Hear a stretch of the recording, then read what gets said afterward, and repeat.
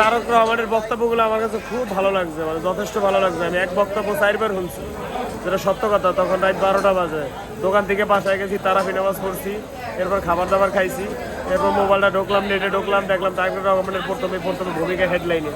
এরপর বক্তব্যগুলো আমার কাছে খুবই চমৎকার লাগছে, যে সব কিছু মিলেই মানে সবার উদ্দেশ্যে কথা বলছে, মানে কথাগুলো খুবই গুরুত্বপূর্ণ এবং দামি কথা।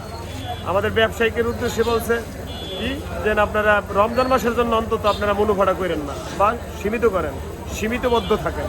আমি এই কথাটা খুব খুশি হয়েছি। পাঞ্জাবের জগতে একটি বিশ্বস্ত নাম শাবাব এথনিক ওয়্যার। এর কথার উপর ভিত্তি করে আজকে আমি মনে করেন, বিশ্বাস করেন, আমি মানে 500 টাকা লাভ করি আজকে সারাদিনে। অথচ আমার দোকান ভাড়া প্রতিদিন 2500 টাকা দোকান খরচ। ক্রেতা তো আজকের জন্য নাই কইলেই চলে। রমজান মাসের আগে বাজারে খুব ভালো ক্রেতা হয়েছে, তাছাড়া কিনা ভালো হয়েছে, আলহামদুলিল্লাহ, লাখো কোটি শুকরিয়া আল্লাহর কাছে। হয়তো রমজান মাসের পর আল্লাহ আবারও দিতে পারে, এর দিনে আমাদের কোনো কষ্ট নাই। কিন্তু সর্বোপরি সর্বশেষ কথা হয়েছে যে বাংলাদেশে আমাদের জনগণের একটা নবনির্বাচিত সরকার আসছে।